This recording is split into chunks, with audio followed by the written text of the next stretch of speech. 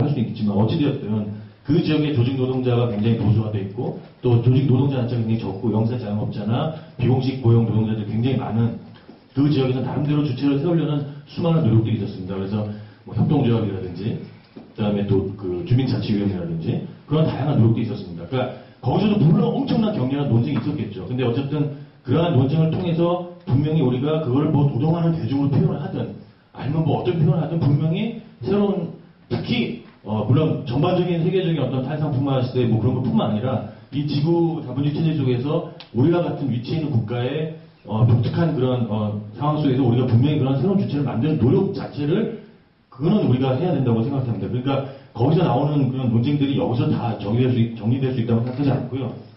그렇게 그런 의미에서 보면 제가 조금 답답한 것은 각자가 생각하고 있는 이해가 사회민주주의에 대한 이해라든지 그런 게 너무 다르고 또 기존에 해왔던 사회민주주의라고 자칭했던 그런 그 정치 세력들의 어떤 그 행태에 대한 비판이나 지지 정도가 다 너무 다르기 때문에 제가 봤을 때는 그런 부분을 하나하나 다 따지면 아무것도 지금 발전이 좀 없다고 생각됩니다.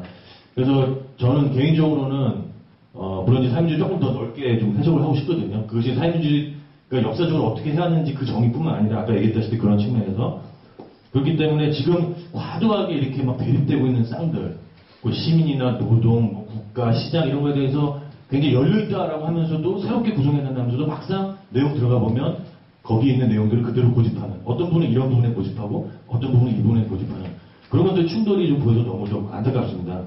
그래서 저는 이제 개인적으로는 그 뭐 자유주의라는 말도 너무 이렇게 함부로 상대한테 좀 뒤집어 씌워서는 안 된다고 생각하는 부분이 좀 있고요.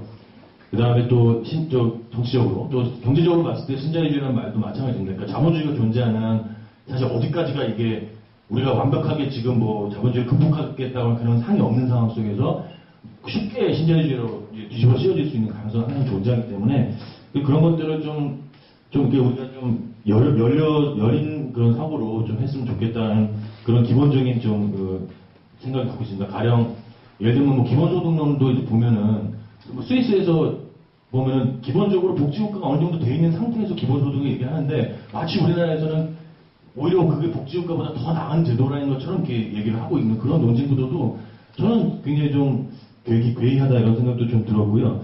그러니까 그런 아까 뭐 어떤 선생님 말씀하셨다시피 기본적으로 협동조합 운동도 마찬가지로 그런 것들이 이렇게 적대적이거나 그런 것이 아니라 같이 나갈 수 있는 거라고 생각하거든요. 그렇기 때문에 이런 것들을 좀 더 이제 그 국가와 시장이 아닌 수많은 그 사회 영역에서의 어떤 뭐 소유의 사회를 표현을 하든 사회적 경제를 표현하든 그런 것들을 열심히 찾아나가는 데 있어서 분명 우리가 말로는 그런 어떤 뭐 더 이상의 어떤 그런 급진적인 일단 지금 현 상태에서는 그런 걸 얘기하지 않지만 사실상 돌아치다 보면 결국 그 논의로 다시 돌아오는 것입니다. 그래서 옛 사회주의 국가에서 공부를 하고 온 저로서는 사회주의 붕괴 이후에 그것이 뭐 어떻게 규정되진 간에 그 이후에는 이 상호주의에 대한 논의에 있을 때도 좀 더 솔직하게 좀 얘기를 하고 그런 강박관념, 어떤 시장에 대한 강박관념이나 뭐 그런 것들을 좀 내려놓고 좀 논의를 해야 되지 않나 싶습니다. 그렇지 않으면 굉장히 그 강론에서 곳곳에서 부딪히는 것들이 결코 해결이 되지 않고 끝없이 좀 가지 않나 이런 좀 생각을 해봤습니다. 제가 예전에 마지막으로 말씀드리면 뭐 개인적인 말씀입니다만 제 개인적으로 굉장히 큰 충격이었기 때문에 2002년도에 이제 2003년이었던가요? 이라크에 이제 반전운동을 하나 갔었는데 정말 무슨 기독교적 인본주의자부터 아나키스트부터 비폭력 평화주의 뭐 사회주의자들 그다음에 아랍 근본주의자들까지 다 모여가지고 이제 반전운동이라는 이름 하에서 보면은 격렬하게 서로 간에 쥐어뜯고 정말 대립이 되는 그런 단체임에도 불구하고 반전이라는 목표 안에서 굉장히 연방주의적인 그런 방식으로 일을 하는 것도 같습니다. 물론 그런 반전이라는 거대한 목표가 있었고 또 이렇게 어떤 한 국가의 평화로운 상태에서 정책으로 임하는 건 분명히 전혀 다른 얘기지만 분명히 그런 부분들이 우리가 좀 배워야 되지 않나 이런 생각을 좀 많이 하고 지금까지 좀 살아오고 있습니다. 그래서 그런 너무나 서로 간에 이렇게 단언하는 그런 모습들은 좀 피하는 게 좋지 않을까. 물론 이제 구체적으로 들어갔을 때 도저히 그래서 제가 봤을 때 그 진보 좌파는 뭐 실력이 없다. 내지는 아까 정신 선생님 같이 얘기 중에도 보면 사실 지금까지는 약간의 견해차라지만 누가 똑똑한지 다투는 그런 거에 불과했다. 뭐 이런 그렇게 얘기했는데 사실 우리가 그걸 되풀이하고 있지 않나 이런 좀 생각을 좀 많이 들었습니다. 그래서 향후 어떠한 자리든 이런 것들이 잘 좀 해결이 돼 나갔으면 좋겠다는 좀 그런 생각, 아주 기본적인 그냥 생각입니다. 구체적인 거는 뭐 너무나 말씀 많이 해주셔가지고 이 정도입니다. 네. 김재원 교수께서 하셨는데 사실 여기서 발제 토론을 하면서 사실 그 얘기가 많이 나왔거든요. 그래서 대표적으로 이제 김두수 선생하고 또 우리 위원장님은 사회민주주의 안 된다. 왜? 국민들이 지지를 안 한다. 그 다음에는 노동자들도 그렇다. 이렇게 얘기를 했잖아요. 네, 그래서 왜 그런지 뭐 이미 얘기는 나왔고 또 나머지 분들은 대체로 찬성을 하고 그 지향을 비슷하게 하시는 것 같고 두 분 저기 토론을 앞두고 있습니다만 굉장히 그 열이 많이 올랐다가 다시 식으려고 그러는데 한 10분 쉬었다가 30분 그래서 두 분 토론을 듣고 그 다음에 청중에게 마이크를 넘겨서 한 30분 더 하고 그래서 한 6시 40분이나 45분에 끝내고 7시에 뒤풀이 예약을 해놨습니다. 자, 10분 쉬도록 하겠습니다. 교수께서 우리 빨리 끝내도 우리 아주 명쾌하게 토론을 한다고 무슨 얘기를 어떻게 명쾌하게 해? 네, 종합 토론이니까 이 발제한 내용 중에 이제 더 토론하고 싶은 부분에 대해서 질문을 해주고요. 맨 처음에, 맨 나중에 할 얘기를 처음에 얘기가 시작됐다 이렇게 장지현 박사께서 얘기를 하셨었는데, 그러니까 이제 그 위로부터의 길에 대해서 이렇게 생각이 많이 다르구나 하는 생각을 저는 들으면서 했습니다. 그러니까 아까 아래로부터의 길, 위로부터의 길 얘기를 했을 때 아래로부터의 길이 이제 풀뿌리 조직부터 시작하는 것이라고 한다면 위로부터의 길 활동가 전문가들이 이다 이렇게 누가 정리를 하셨는데 그거는 복지국가 운동, 시민운동으로서의 복지국가 운동만 따질 때 그런 것일 것이고 제가 얘기했던 위로부터 일이라고 하는 건 이게 결국은 국가 권력을 장악하고 정책들을 만들고 이럴 때만 이루어질 수 있는 것이기 때문에 어떻게 이걸 이제 정당이라고 하는 문제하고 연관시키고 권력장악까지 할 것인가 이런 문제가 위로부터의 길이라고 하는 얘기였고 이게 위아래가 연결이 돼야만 좀 그림이 완성이 되는 거 아니겠느냐 그런 얘기였습니다. 그런데 그런 위로부터의 길에 대해서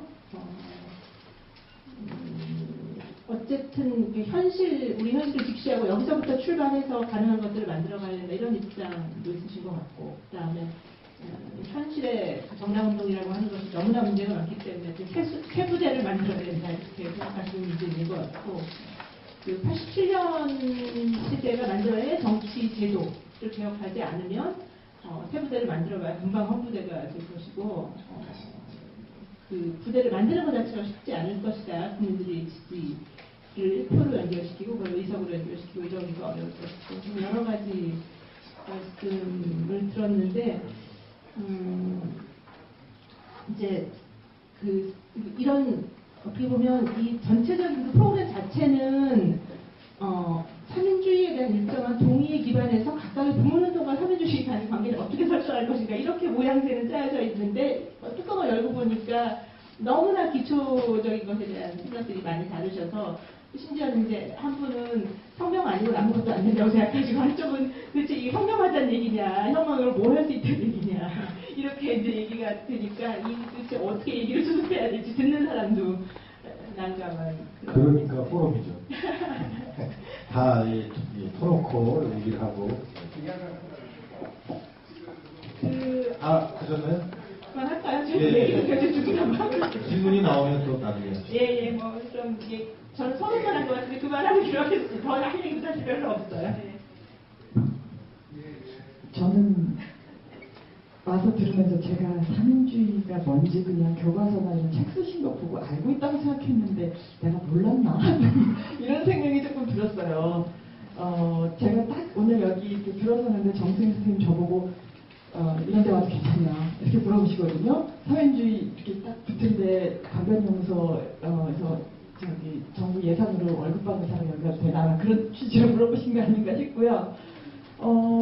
그런데 또 다른 한편 제 경우 하나 얘기 드리면 제 감으로는 뭐냐면 유럽에서 저런 비슷한 그러니까 사회 정책을 연구하는 모든 연구자들은 이념 비례정적 스펙트럼이 거의 한 95%는 소셜 데모크라트에 있다고 봐요, 저는. 다 거기 있어요. 그래서 너무나 편안하고 안 불편한단 말이에요.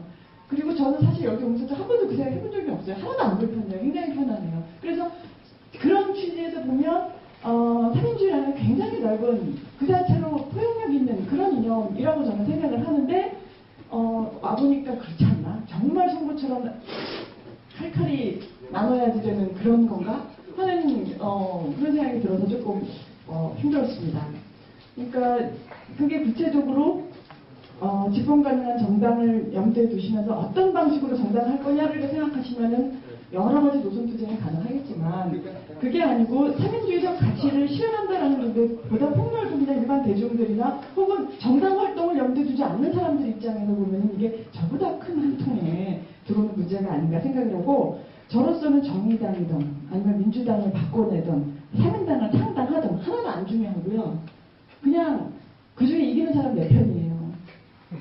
그리고 준 정당으로서의 시민운동이건 노동자운동이건 그것도 안 중요하고 이기는 사람이 제 편이거든요. 그래서 그런 정도 이렇게 이런 이념을 실현해 줄 사람이면 누구라도 좋은 그런 일반 대중들을 좀 염두에 두셨으면 좋겠다 하는 생각이 들고 그런 생각을 제가 가지고 있다 보니까 저로서는 말하자면 그동안 조금 쇼핑을 다녔는지도 모르겠어요. 저는 이제 복지국가 소사이티 들락거리다가 참여했는데 또 들락거리다가 여러 군데 이제 길을 이제 기울이고 다녔는데 그러면서 이제 제가 경험한 그 전에 이제 대선 직전에 했던 복지국가 연석회의 뭐 이런 쪽의 경험을 이제 돌이켜서 보면 지금 말씀하신 대로 한쪽에서는 계량주의라서 문제고 뭐 이렇게 한쪽에서는 멋져서 문제고 뭔지 이런 그 얘기가 어딜 가나 똑같이 이렇게 나타나더라는 얘기죠. 근데 어려운 점이 뭐였냐면 이 연석회의의 문제점이 뭐였냐면 그때 지금 박원석 지금 의원이 제가 한번 질문을 한 적이 있어요. 우리 한번 이렇게 사람 좀 많이 모아갖고 밖에 한번 나갈 수 없어요? 하고 물었더니 여기에 참여하는 단체는 2,000개도 줄 세울 수 있지만 사람 2,000명은 못 모은대요. 그게 지금 당연한 현실이고 굉장히 중요한 문제가 아닌가. 그런 거를 극복할 방안을 생각을 해내야 되는데 제가 그 정승일 선생님 말씀 듣다가 아이씨 거기 좀 아닌데 싶었던 부분이 어느 부분이냐면 저로서는 아까 빈곤 문제가 시작이자 끝이라고 말씀하셨어요. 시작이자 끝일 수 있어요. 저 정말 동의하는데 중간이 아니에요. 중간은 빈곤 문제를 가지고는 도달을 못하는 빈곤 문제 해결을 위해서는 빈민들을 조직해갖고는 뭐 안 된다는 그러니까 시작은 거기서 문제의식이 출발하고 최종적인 목표도 그걸 해결하기 위해서일 망정 그 과정은 빈민들 갖고는 안 된다는 거기에 좀 동의를 해주셨으면 좋겠다는 생각이 듭니다. 네, 뭐 거기에 대해서는 뭐 저는 개인적으로 의견이 다릅니다. 근데 그 서양에서는 서구에서는 사회민주주의가 당연한 걸 어떻게 연구자들은 뭐 이런 말씀하셨는데 지금 뭐 보시고 말씀하신 것처럼 경험하신 것처럼 우리 한국에서는 이게 좀 독특하게 독특한 위치에 이렇게 있고 그래서 사민주의가 뭔지 모르는 사람이 압도적인 다수고 자 그래서 제가 질문 드리고 싶은 게 그러면 사회민주주의를 짧게 한마디로 상식적으로 정의를 한번 해주시죠. 네. 마이크 좀 내시죠. 아니. 예. 저는 그 자본주의가 아까도 정세일 씨 말씀하셨던가요? 그 발표 중에 나왔어요. 자본주의가 본질적으로 가질 수 있는 그 폐해를 정치적으로 극복하고자 하는 방법이다. 의회민주주의를 통해서 뭐 그런 정도로 생각하고 있습니다. 네, 알겠습니다. 근데 이제 국내에서는 이제 어떤 사람들은 그걸 민주적 사회주의라고 그러고 사회민주주의와 다르다 이렇게 또 얘기하는 사람도 있고 저는 뭐 다 같다고 생각하는데 자 그러면은 오랜 시간을 기다리셨는데 이게 물이 없어졌네요. 저기 청중분들 중에 예, 아까 질문 한번 하셨는데 예. 저희 정의당 인수인데요. 질문 아니고 저가 그냥 두 마디 가지 제가 소회를 얘기를 하면 저는 민주노동당 2003년부터 지금 2014년까지 12년 동안 중앙당 당직자를 하고 있습니다. 그래서 제가 얘기하고 싶은 거는 첫째는 오늘 토론을 보니까 제가 2003년이 기억이 납니다. 2003년에 민주노동당을 갔더니 뭐냐면 저는 원래 혁명주의자였고 공산주의자였거든요. 그래서 개량화가 확실히 돼서 이제 의회주의자들이 모였나 보다 해가지고 갔어요. 그랬더니 운동권이더라고요. 그러니까 예를 들어서 여기도 전 똑같다고 생각해요. 왜냐하면 그리고 또 하나는 뭐냐면 두 번째는 제가 주로 민생 사업을 했습니다. 신용 문제나 주거 문제나 복지 문제, 노동 문제는 안 했지만 거기서 느끼는 게 뭐냐면 당에서 그런 아주 자잘한 이슈를 지속화시키지 못합니다. 왜 그러냐면 기본적으로 그것이 그 87년 체제나 내지는 양당 체제일 수도 있고 그 양당 체제의 산물이 진영 논리일 수도 있는데 이 진영 논리가 뜨면 민주 반민주나 뭐 민족 반민족 문제가 나오면 그 이슈는 중앙당에서 일을 하다가 팍 죽어버려요. 그러니까 사업을 지속적으로 하지 않습니다. 예를 들어서 운동권도 어떨지 잘 모르겠어요. 그러니까 예를 들어서 이게 진영 논리라고 하는 것들이 양당 체의 결과, 제도적인 결과인지 아닌지는 모르겠지만 실제로 그 복지국가 소사이어티나 이런 부분도 실제로 그런 주제들이 지속적으로 제기할 수 있는 정치적 기반과 사회적 기반이라고 하는 문제가 좀 있다고 생각을 해요. 그리고 또 하나는 뭐냐면 정당을 너무 무시하시는데요. 기본적으로 항상 위아래만 얘기하십니다. 그렇지만 한국 사회에서 가장 중요한 건 센트럴라이제이션이라는 문제입니다. 그러니까 서울을 중심으로 해서 우리 중앙당에서 사회민주당이라고 하는 그걸 했습니다. 기본적으로 수도권은 사회민주당을 지지하는 당원들이 많았어요. 지역은 별로 없습니다. 그러니까 사회민주당 그리고 그러니까 그 선거를 예를 든 겁니다. 그리고 선거를 할 때 뭐냐면 우리 당에서 선거를 했는데 전화로 그러니까 뭐냐면 투표가 아니고 그 ARS 투표를 했는데요. ARS는 평소에 참여를 안 했던 당원들입니다. 거기서 다수가 못 됐어요. 사회민주당이. 더 중요한 건 뭐냐면 일반 당원들, 정치에 별로 관심이 없지만 우리 당원화된 사람들이 아직도 사회민주당을 선택하지 않았다는 겁니다. 거기에 저는 수긍을 하는 문제인 거죠. 그래서 그리고 또 하나 말씀드린 건 저는 정의당에 와갖고 처음 소위 진보적 자유주의자, 개량주의자들을 만났습니다. 개량 여러 가지 의미인데. 근데 저는 그런 경험을 굉장히 소중하게 생각합니다. 누가 이런 소회를 얘기를 했습니다. 노조위원장님이셨는데 저가 노빠랑 같이 살 줄은 처음 알았다. 이렇게 표현을 했습니다. 근데 문제는 뭐냐면 운동권들은 다른 이질적인 사람들과 살지 못합니다. 저는 가장 큰 문제는 여기에 있다고 생각을 해요. 누가 이렇게 표현했는데 진보 정치이기 전에 정치적이어야 되고 정치적이기 전에 인간적이어야 된다고 얘기를 했습니다. 근데 항상 이런 토론에 와서 내가 좀 그런 건 뭐냐면 기본적으로 차이를 인정하지 않습니다. 나는 운동권이 내지는 진보 정치라든 이런 사람들이 경쟁력이 없는 이유는 가장 거리가 크다고 생각해요. 저도 과거에 뭐 지금도 말이 많지만 좀 더 이렇게 논의를 할 때 제가 말하는 건 공격성을 좀 축소를 시켜줬으면 좋겠다. 알겠습니다. 자, 그 다음에. 저도 몇 가지 하고. 네. 앉아서 하겠습니다. 비라폰인데 저기 92년도인가 저기 그 학생회에서 학생 대중들 정도로 여러 조사를 했거든요. 지향하는 체제가 뭐냐. 그때 1위가 3인주의가 나왔어요. 그때 91년, 92년 2월이라고요. 저는 그러니까 이게 좀 이해가 안 되는 게 저는 뭐 운동업체도 아니고 그냥 시민인데 그러니까 이게 가장 사회민주주의인데 저는 사회보다 민주주의 기본 원칙은 상향식이고 또 이게 그런 어떤 경청이고 뭐 할 때는 그런 의견 수렴이라든가 여러 가지 어떤 뭐 회의라든가 여러 가지 사업이라든가 이런 것들을 할 때 기본적으로 이렇게 어떤 그 의견 수렴하고 그렇게 하는 건데 제가 저기 민주노동당에 2003년에 잠깐 6개월 있어봤고 뭐 이렇게 있어봤는데 그러니까 사회를 얘기하기 전에 먼저 민주주의부터 먼저 우리가 좀 제대로 좀 내면화하고 이렇게 해야 되지 않나 그런 생각이 들고요.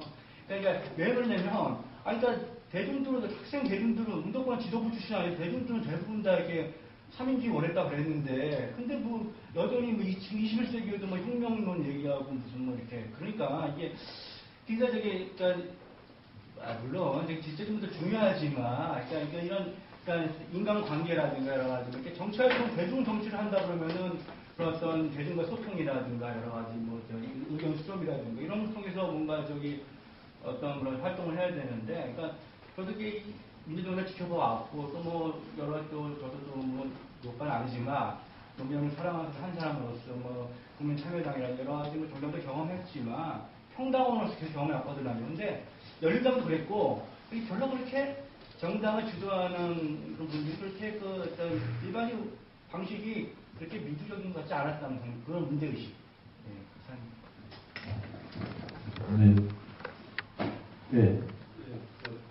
뭐 아까 한 말, 그런 설명을 드렸는데, 우리 사회에서 그 복지국가에 대해서 대중적으로 관심이 확 오른 게, 무상급식 하시는 분들이, 그게 이제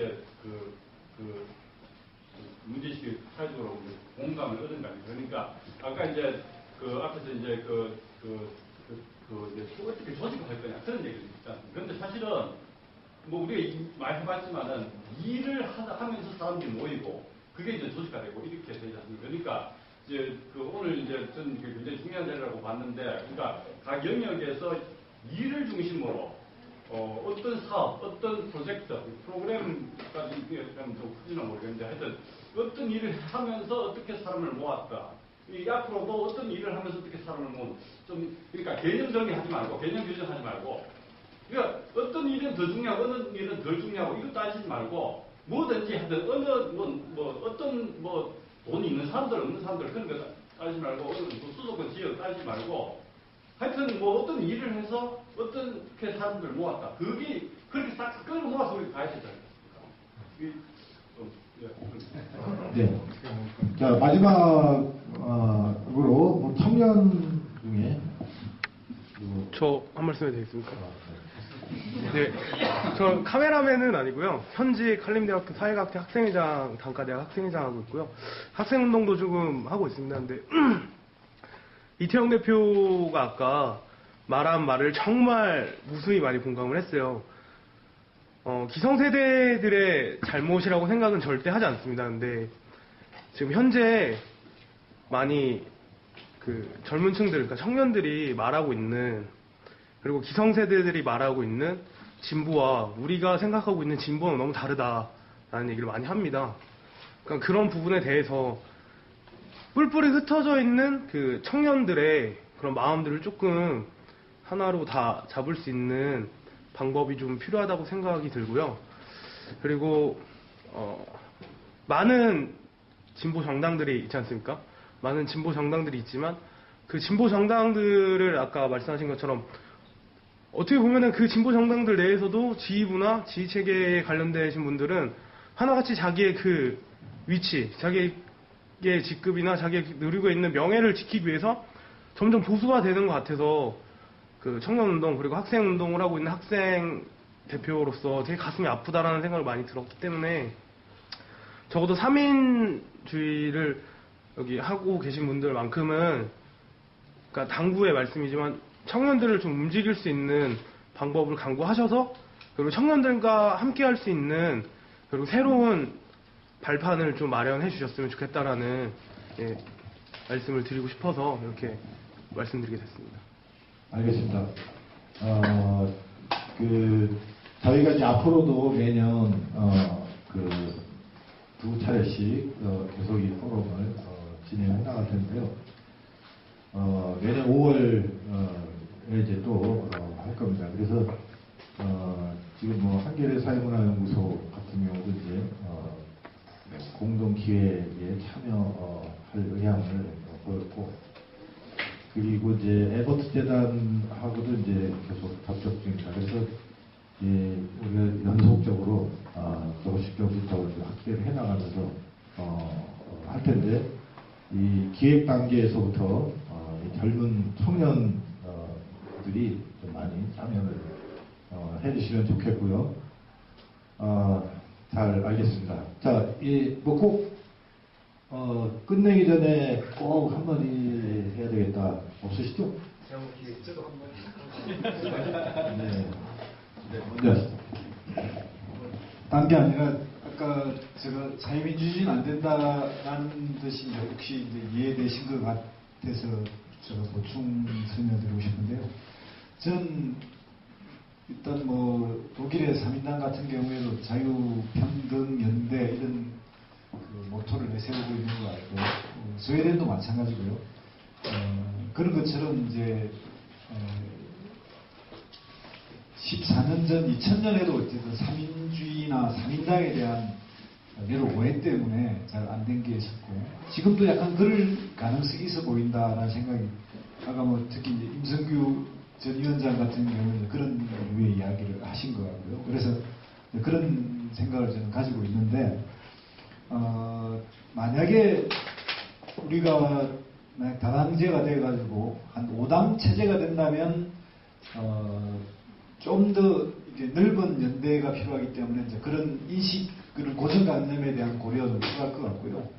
만약에 좀 더 좀 더 비례대표제에 대한 그 순도가 높아서 정책과 이념에 따라 더 분화 가능하고 그런 가운데도 또 존립할 수 있다면 뭐 한 7당이나 그 이상의 체제로 나뉜다면 뭐 3인당이라는 걸 당당히 내세워도 별 문제가 없을 거라고 저는 생각합니다. 그런 정도의 어떤 그 인식의 차가 있다 이런 생각이 들고요. 저는 이제 3인주의나 3인당에 관해서 3인주의는 명백히 공산주의와 폭력혁명을 반대해서 반대 안티태제로서의 어떤 이념으로 일반인들에게 쉽게 설명됐던 거라고 저는 생각합니다. 그런 것이 그런데 유럽에서는 어쨌든 집권 정당에 가깝고도 집권 정당의 모습을 띠고 있어 그 사이에 어쨌든 가반수의 대중적 동의를 가지고 있는 거니까 폭이 넓고 뭐 대체로 어쨌든 뭐 주류 또는 뭐 잠깐 비주류 이런 정도지만 한국 사회에서는 어쨌든 사회주의란 접근으로 해보면 비주류 중에서도 소수고 또 소수 중에서도 정말 약체에 빠져 있는 것 같습니다. 그러니까 특히 이념적으로 접근할 때. 그런데 저는 뭐 이런 그 한국 사회에서 복지국가라든지 이런 개념으로 폭넓게 접근해서 그나마 정치 세력으로서 정책 집단으로서 상당히 성공한 케이스다 이렇게 생각하거든요. 복지국가 소사이어티가 그런 것처럼 어쨌든 뭐 지금 현재 그 사민주의 운동도 좀 여러 가지 다양한 그 입장 표명이나 대중적 접근이 있었기 때문에 지금은 상당히 이제 토대가 좋아졌지 않느냐 이렇게 생각하고 다만 정치적 태도나 관점에서 보다 연대 관점에서 더 이렇게 포괄할 수 있는 포용성이 있으면 정치적 반대보다는 그러니까 차이점보다는 공통점을 강조하면 좀 더 확실한 길이 있다 이렇게 생각합니다.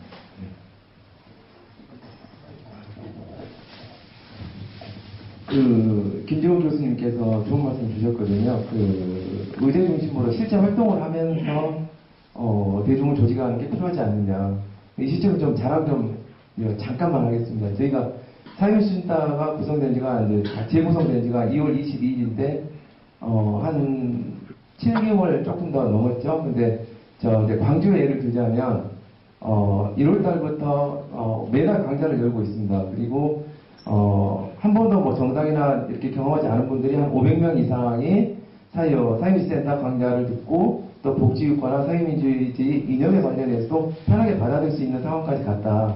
좀 이런 자랑을 좀 드리고요. 그리고 앞으로는 이제 그래서 한 달에 한 번 보는데 한 번 더 하자. 사회민주주의가 뭐냐? 심학습 들어가 보자. 그래서 이제 세 번째 저희들이 좀 계획을 세우는 것이 거리로 나가자. 실제로 대중들이 먹고 사는 부분에서 관심을 갖고 그거를 정책적으로 만들고 그걸 대중들 홍보를 하고 그것을 지문정당 운동으로 대한정당으로 가자라고까지로 지금 이야기가 나오고 있습니다. 광주에서는 대단히 분위기가 좋습니다. 그리고 상당수 3인주의 반대했던 노동 쪽이나 또 인천연합 그쪽까지도 지금 상당수 그 사회민주센터 CMS형으로 들어와 있거든요. 그래서 상당히 지금 희망적이다. 그런 또 가능성을 더 보시고 저도 잠깐 광고를 하자면 사회민주센터 응원하시고 CMS도 부탁 좀 드리겠습니다. 자, 그리고 우리 아까 이태영 대표를 제가 오늘 처음 뵀는데, 제가 오늘 만난 패널 중에서 가장 뛰어나고 가장 훌륭한 분이 아닌가.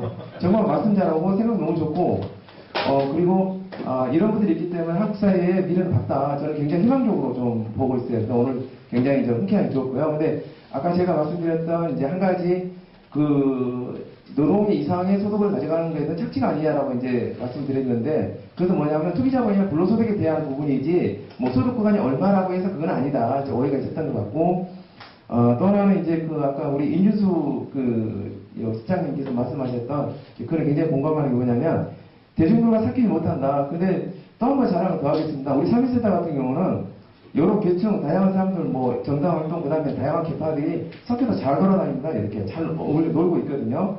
그래서 저도 예전에는 득점 통합을 외쳤던 사람인데 지금은 높아들어가 잘 놀고 있습니다. 그리고 이제, 오늘 토론이 굉장히 의미가 있는 게 저는, 이런 생각을 했습니다. 민주주의는 대단히 어렵고 시끄럽고 힘들다. 그러는 과정에서 우리가, 한 가지의 어떤 새로운 방향을 찾을 수만 있다면 우리가 앞으로 만들어갈 한국 사회는 대단히 밝다. 저는 대단히 긍정적으로 희망적으로 봅니다. 네, 고맙습니다. 제가 한 말씀, 마지막 저는 아니고요. 제가 이제 쓴 경문에 이제 잠정적 유토피아라고 하는 빅포스의 말을 사용을 했습니다. 왜냐하면 우리가 지금 저는 아까 얘기한 것처럼 사회주의라는 건 우리말로 하면 그냥 정확하게 해서 사회 공동체주의라고 생각하고요.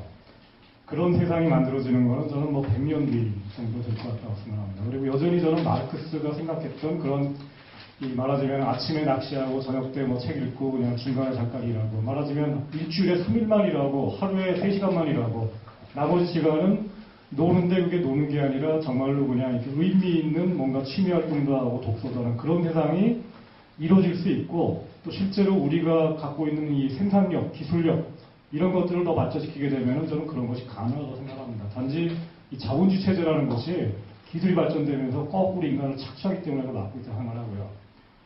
하여튼 그 꿈을 우리가 꾸면서 궁극적 유토피아를 꾸면서 여전히 하지만 그 꿈만 얘기해서는 당장 지금 힘들어하는 이 가난한 사람들, 국민들, 노인들, 청년들, 일자리 없는 사람들 이 사람들을 우리가 끌고 갈 수가 없기 때문에 잠정적 유토피아를 제안하는 거고 그게 저는 이미 나와 있는 복지국가, 보편적 복지, 노동해방, 노동시간 단축 이런 것들이라고 생각을 하는데 그런 점에서 저는 이런 얘기를 하고 싶은데 소련이 무너지고 이후로 사실 민노당을 비롯한 이 한국의 진보 세력이 이념적 지향성을 잃어버렸죠.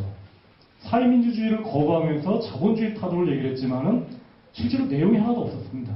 개량주의를 비판하지만은 실제로 할 수 있는 건 그밖에 없었고 그러다 보니까 실제로는 재벌해체라든가 이런 이 진보적 자유주의적인 주장에 그냥 넘어가는 게 당연한 거고 왜냐하면 사회민주주의도 저는 마찬가지로 생각하는데 복지국가 얘기를 했지만 사실 복지국가 얘기 빼고는 전반적으로 지금 우리가 지금 사회민주주의 얘기 많이 하지만은 굉장히 부실한 사상이에요. 지금 한국에 들어와 있는 사회민주주의라는 거예요. 아까도 이제 누구랑 그런 얘기를 했는데 빌리 브란트라는 사람이 독일에 있거든요.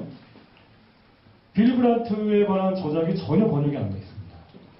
유일하게 그냥 좀 깊이 있는 저작은 비포스 책 하나뿐이에요. 칼렙이라는 사람이 뭔 얘기를 했는지도 그냥 아주 간략하게 나오고 근데 칼렙이라는 사람의 사상을 모르면은 마르크스라는 사람의 이 정치경제학의 한계를 이해할 수가 없게 되거든요. 근데 여기 윤대원 선생님 계시지만은 스웨덴 3인당에서 나온 그 책 사회민주란 무엇인가 번역되어 있죠. 거기 보면은 이제 맥락이 분명합니다. 마르크스의 사상 중에서 유물론은 계승한다고 나옵니다. 역사적 유물론, 철학적 유물론은 여전히 옳다라고 나옵니다. 그리고 계급론, 계급투쟁론도 여전히 옳다라고 거기 나옵니다. 단지 마르크스가 생각했던 것처럼 자본주의를 소유권만 뺏으면 그게 되는 게 아니고 굉장히 다양한 방식으로 자본을 통제하는 사회화의 방식이 있고 그게 규제, 통제, 협동조합 이런 굉장히 많은 방식이 있다고 거기 설명이 되어 있습니다. 근데 그게 초보자기라서 그런지 학문적으로 좀 토론이 안 되고 있고 그 의미가 살지 않고 있어요.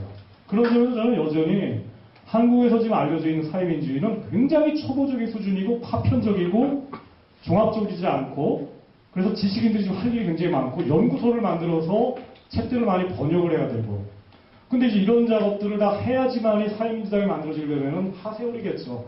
10년 정도 걸릴 것 같아요. 당장 근데 국민들이 먹고 사는 걸 힘들기 때문에 저는 아까 이 경우를 했었지만은 전 사회민주당을 지금 만드는 거는 반대합니다. 4대 비전 아까 얘기한 보편적 복지, 그 다음에 초보적인 수준의 노동 해방, 그 남북 평화, 생태 이런 정도의 이 당장 먹고 사는 문제를 해결하고 당장 국민들의 평화를 줄 수 있는 것들을 목표로 하는 것을 만들고 이것이 저는 지금부터 준비해서 대한정당을 만들어야 되고 여기에 동의하는 사람들 다 끌어들여야 되는데 단지 저는 이런 생각을 하는데 여기에 동의해서 저랑 같이 할 사람들은 아마도 진보적 자유주의를 비롯한 자유주의자들은 안 들어올 거다. 그리고 저도 바라지 않는다. 하지만 저는 사회민주주의라든가 여태까지 이제 한국 사회에서 사회주의를 얘기를 하면서 궁극적 유토피아를 꿈꾸던 사람들이 당신들 그거 가지고는 안 되고 당장 국민들에게 뭘 제시할 수 있는지 이걸 하기 위해서는 같이 가야 되지 않느냐. 앞으로 20년, 30년간은 당신들이랑 우리랑 같이 해야 되지 않느냐는 의미에서 싶은 사람들은 진보적 자유주의라든가 이런 자유주의자들이 아니라 사회주의자들입니다. 그리고 자본주의 사회에서 정말 직감적으로 느낌으로써 이거는 가진 자와 못 가진 자의 대결이라고 느끼는 사람들, 청년들 이런 분들과 저는 함께 대한정당을 만들고 있습니다. 네, 장우승일 박사께서 경문이라고 얘기를 하셨는데 뭐 여러분들이 다 보셨겠지만은 급진 사회민주주의라고 이렇게 이름 붙여도 괜찮을 것 같습니다. 자, 저희가 우리 이제 제1회 사회민주주의 포럼을 오늘 가졌는데요.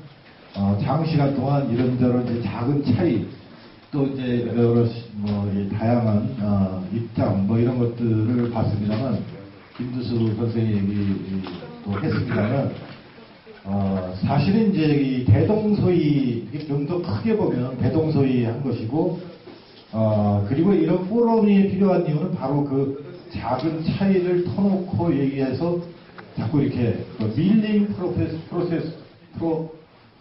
세스가 뭐죠? 우리말로? 그래서 이제 이렇게 자꾸 이렇게 토론하고, 얘기하고, 뭐 또 스킨십도 하고, 뭐 이러다 보면은 이제 조금씩 그 차이가 줄어들고 없어지거나 극복되고, 뭐 이렇게 되고, 새로운 인자가 또 새로운 발언하고, 그것이 또 이제 같이 수용되고, 이러는 이제 과정 중에 이제 하나다. 저는 이제 그렇게 생각합니다. 그래서 오늘 첫 번째 이 포럼은 사회민주주의 포럼은 대단히 성공적이었다고 자평을 해봅니다. 자, 이것으로 마치겠습니다. 감사합니다.